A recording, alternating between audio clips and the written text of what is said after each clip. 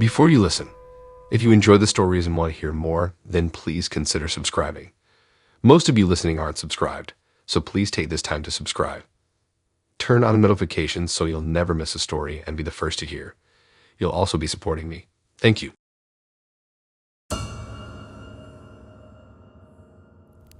You ever have one of those days that starts out like any other and then it just spirals into something straight out of a Hollywood B movie? Yeah, that was me just a few weeks ago. A proud owner of BMW 3 Series one moment, and next, I'm shaking in my boots with the flashing red and blues painting my living room walls. Let me back up a bit. I'd been on the lookout for a new set of wheels, something a little fancy but wouldn't break my bank. A man can dream, right? And as if the universe had heard my prayers, I stumbled upon this Craigslist ad. A used BMW 3 Series for less than $2,000. I mean, come on, how could I resist that? The guy who posted the ad didn't live too far from me. It was in one of those neighborhoods that didn't quite know if it was middle class or working class. You know the type: cracked sidewalks, chain link fences, and houses that had seen better days. But there was this BMW, shining like a beacon of misplaced luxury among the otherwise mundane sedans and pickup trucks. The owner, a gaunt man who looked like he hadn't slept in weeks, was more than eager to show off the car. He kept shifting his weight from foot to foot, his eyes darting around as if he expected someone to jump out from behind the nearby shrubs. I can't say I wasn't a bit skeptical about the whole thing, but the car was in near perfect condition and the paperwork seemed legit. Besides, he was in such a rush to get the deal done that I managed to knock another $100 off the asking price. My body filled with excitement as I drove the BMW home. It was smooth, quiet, and had that premium feel to it that you just don't get from a Honda Civic or a Toyota Corolla. I parked it in my driveway just in time to catch the sunset reflecting off its sleek, polished surface. Man, I was on cloud 9. The bubble burst when I was jerked out of my sleep later that night by the shrill sound of sirens. My heart couldn't stop beating crazy fast in my chest as I peeked through the window blinds. Several police cars lined the street, their lights casting a sinister glow on the houses. And right there in the epicenter of it all was my beloved gray BMW. Now my mind was racing, trying to piece together what was happening. Was it about the car? Was it stolen? But I had the paperwork. I remember frantically searching for the folder where I'd kept the documents. My hands were shaking as I flipped through the pages, trying to find something, anything that could prove the car was mine. The knock at the door nearly made me jump out of my skin. I opened it to find a couple of uniformed officers standing there, their stern faces lit up by the flashing lights behind them. The taller one asked about the BMW, his partner's eyes never leaving me. I stammered through my explanation, showed them the paperwork, but they weren't convinced. Turns out, the car had been reported stolen a week ago from a city about 100 miles away. The owner had just gotten back from vacation to find his prized possession missing. And here I was, the unsuspecting buyer who just handed over his hard-earned money for a stolen vehicle. In the end, they took the BMW, leaving me with an empty driveway and a bitter taste of regret. I had to spend the rest of the night at the station, answering questions and filling out reports. I kept kicking myself for not doing a proper check before buying the car. It was a hard lesson learned, and one that I'll never forget. The following weeks were filled with endless calls and visits to the local police station, as the law enforcement officers pieced together the puzzle. The seller, of course, had vanished into thin air, leaving no trace behind except for a burner phone number and a fake address. I had been so blinded by the allure of a luxury car at a bargain price that I didn't see the glaring red flags. But the real horror of the situation didn't dawn on me until the investigation began to unravel the backstory of the stolen car. Apparently, it wasn't just any BMW 3 Series. It was a specific model that was being tracked by the police due to its links with a series of crimes in the region. The car was suspected to have been used in everything from high-speed chases to drug smuggling. I had unwittingly entered a dangerous underworld of crime, all thanks to a Craigslist ad. To say I was terrified would be an understatement. I began to look over my shoulder, paranoid about every shadow and unfamiliar face. I'd lay awake at night, haunted by the thought that I'd brought trouble right to my doorstep. The stolen car was more than just a financial loss. It was a ticking time bomb, a threat to my peace of mind and personal safety. You know how it is, that late night boredom, and you find yourself falling down the rabbit hole of the internet. For me, it was Craigslist. I wasn't in the market for anything specific, just aimlessly scrolling through ads, the digital equivalent of window shopping. The usual suspects greeted me as I scrolled.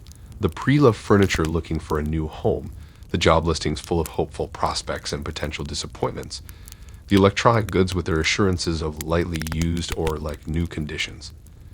And then there were the odd requests for services that ranged from the mundane to the absurd. The kind that made you question if reality was, in fact, stranger than fiction. And then it popped up, sticking out like a sore thumb amongst the otherwise humdrum listings. I saw the most weirdest ad. The title was as odd as it was intriguing. "We'll pay to watch you sleep," written in all caps. Now let me be clear, I'm no fool. I've heard enough cautionary tales about internet pranks and scam artists to last me a lifetime. My rational brain screamed at me that this was likely some twisted joke or a misguided attempt at trolling, but curiosity has always been my Achilles heel. I downloaded one of those apps that let you make calls with a burner number. I even practiced a fake voice to keep myself unrecognizable. With a deep breath and a sense of morbid curiosity, I dialed the number given in the ad. I took a deep breath, steadying my shaking hands, and pressed the call button. The phone rang, monotonous tone that seemed to stretch on forever, the waiting amplifying my already heightened nerves. The number was ringing for a while. I was about to just end the call, thinking it was just a fake ad with a dead number, until he finally picked up. The voice on the other end was unnerving. It was smooth, too smooth, like he practiced this conversation 1,000 times in his head. He went into explicit detail about his request, describing how he'd sit in a corner of the room, shrouded in darkness, and watch me sleep. His tone was eerily calm, like he was asking for nothing more than a cup of sugar. He talked about the tranquility of slumber, the peace it gave him to watch someone in their most vulnerable state. As he described his process, a frosty chill ran down my back. I felt my heart drop out of my mouth and my mouth completely dry. I knew I should have hung up, but there was a strange, terrifying fascination that kept me on the line. Then, out of nowhere, he dropped the bombshell. He said my address, my actual real-life address. Not the fake one I'd given him, not a guess or a ballpark figure, but the exact location of where I lived. I froze, my blood turning to ice in my veins. The hairs on the back of my neck stood up, my stomach twisted into knots. I ended the call immediately, my mind reeling and my breath panting like a dog. Had I just stumbled upon some deranged stalker? Or was this just an elaborate prank? Maybe the person knew me and set me up as a joke. The uncertainty was the worst part. My own home, my sanctuary, had been violated in the most unexpected way. I felt exposed, like a deer caught in headlights. I spent the rest of the night triple-checking all the locks in the house, leaving the lights on and jumping at every little sound. Sleep was a foreign concept. My mind was a whirlwind of fear and confusion, playing out every possible scenario. The following days were filled with paranoia. I had this miserable feeling of being stalked by this person and being followed. I kept looking over my shoulder, my heart skipping a beat at the sight of every unfamiliar car or passerby. I barely left the house, and when I did, I made sure to take different routes, constantly watching for any signs of being tracked. I reported the incident to the police, of course, but without more tangible evidence, they couldn't do much. They advised me to stay vigilant, keep my house secure, and report any suspicious activity. Cold comfort, to say the least. Even now, weeks later, I still struggle to shake off the anxiety. Every creak of the house, every shadow in the corner of my eye sends a jolt of fear through me. I keep the curtains drawn, the doors locked, and I've invested in a home security system, the kind that could probably withstand a zombie apocalypse. Looking back, I know I should have never called that number, should have never given in to my curiosity. But in the end, nothing ever happened, and I'm glad no one showed up to my door. Selling items online, for me, has always been a bit of a thrill. It's a modern-day treasure hunt, a digitized flea market, where one person's trash can indeed become another's treasure. It's like conducting your own private auction, a small taste of the capitalist dream where you are the master of your own goods, setting prices, negotiating, and closing deals. The entire process gives you a peculiar sense of power and satisfaction. On this occasion, my item of trade was an old monitor. It wasn't anything extraordinary, not the latest model or a high-end brand. It was, however, a solid piece of technology that had served me well over the years. It was an HP 27-inch, with a full HD display and a response time that was impressive for its generation. Sure, it had seen better days and was a little outdated compared to the sleek, ultra-thin models now gracing the market, but it was still in good working condition. The monitor was a sleek black with a sturdy stand that had supported its weight without a wobble for years.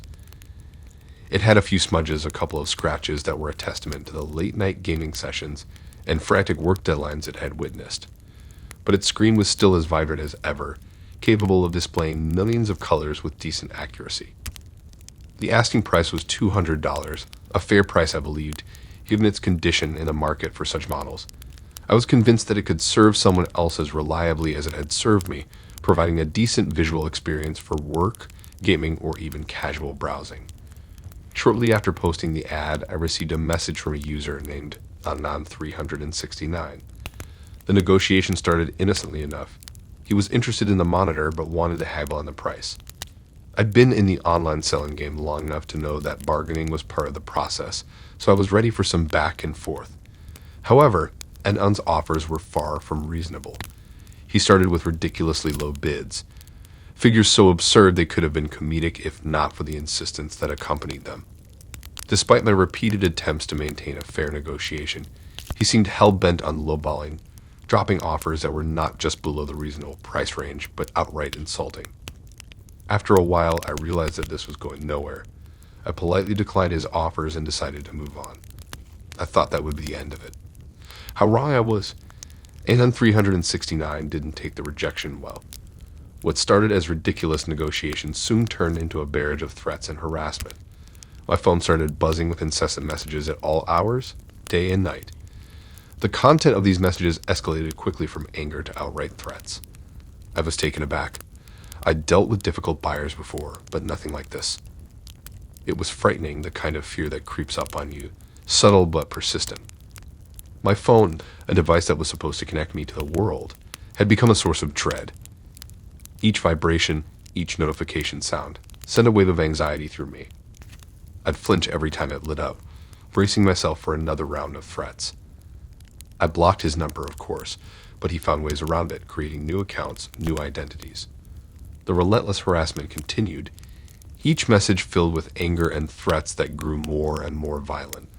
I reported him to Craigslist and to my local police, but without a real name or any concrete information, their hands were tied. The whole experience was like being trapped in a nightmare. I felt vulnerable, constantly on edge, looking over my shoulder, jumping at shadows. The idea that a simple online transaction could escalate to such terrifying proportions was beyond my comprehension. My own home, once a place of comfort and safety, had become a haunting reminder of a threat lurking in the shadows of cyberspace. In the end, I removed the ad and swore off online selling for a while. The monitor found a new home in my basement, a chilling reminder of the dark side of the digital marketplace. Even now, after months have passed, I can't shake off the fear completely. I've changed my number, tightened up my online security, and become more cautious with my digital footprint. Looking back, I realize how unprepared I was for the dark underbelly of online transactions. I was naive, thinking the worst I could encounter was a difficult haggler or a no-show buyer. I never imagined a simple ad could lead to weeks of fear and paranoia. So if you ever decide to sell something online, remember my story. Be cautious, protect your information, and stay safe. The digital world, just like the real one, is full of unpredictable dangers lurking in the most unexpected corners.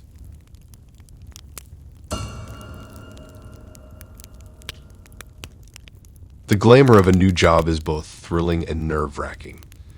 It's like standing on the precipice of a new adventure, the potential for a new life just a step away. My adventure began in the virtual job market of Craigslist, a digital polyg of opportunities where offers ranged from the ordinary to the obscure. In those days, I found myself in the relentless grip of a job hunt. Having recently graduated with a degree in marketing, I was filled to the brim with fresh knowledge and a zeal to make my mark in the professional world. My optimism was as abundant as the theories and strategies I had learned during my years at the university. I was ready, eager to step into the arena and put my skills to the test. I was on the hunt for that one opportunity that would open the door to my career, to my future. One day, an intriguing job listing caught my eye. It was a position for a marketing specialist, the company name withheld for reasons not specified. What intrigued me were the job requirements. They were looking for someone fresh out of college with a knack for creative problem solving. It was as if the job was tailor-made for me. Feeling an adrenaline rush, I quickly updated my resume, wrote a compelling cover letter, and hit send. I didn't have to wait long for a response. The very next day I got a reply, a rather enthusiastic one at that. They were impressed with my credentials and wanted to proceed with an online interview. The interview was scheduled on a video conferencing platform I hadn't heard of before. In the name of opportunity, I installed it, excited and anxious about the prospect of landing my first real job. The interview went well, a little too well. They seemed to be convinced I was a perfect fit for the role. But there were no hard questions, no grilling about my skills or qualifications. It was all very surface level, a fact that should have raised a red flag, but in my eagerness I overlooked. After the interview, I was asked to fill out a form with my personal information for record-keeping purposes. It was a detailed form, asking for my full name, address, social security number, everything short of my blood type. At the time, I assumed it was standard procedure, something all companies did while hiring. So I filled out the form and sent it back, unaware of the repercussions this act would have. In the following days, I noticed strange happenings. My credit card showed purchases I didn't make, my email was flooded with subscription confirmations to services I never signed up for, and worst of all, my bank account had unauthorized withdrawals. A wave of dread washed over me as I realized what was happening. My identity had been stolen, and I was the victim of an elaborate scam. The job posting, the interview, the form, it was all a ruse to get my personal information. In hindsight, the signs were all there, but I was too blinded by my eagerness to land a job that I overlooked them. The next few weeks were a whirlwind of police reports, calls to my bank, credit card company, and hours spent on reversing the damage done. It was a grueling process, one that made me realize the importance of being more guarded with my personal information. The experience was a brutal lesson in the harsh realities of the digital world. It taught me to be more vigilant, more skeptical, and to always trust my gut instinct. It's a lesson I carry with me now, a reminder that not every opportunity is what it seems, and that in the virtual world, caution is the best companion, and I'm just stupid to fall for that. Thanks for listening in. If you like these stories and want to hear more, then please subscribe and like and support this new channel. We have more stories for you to listen to.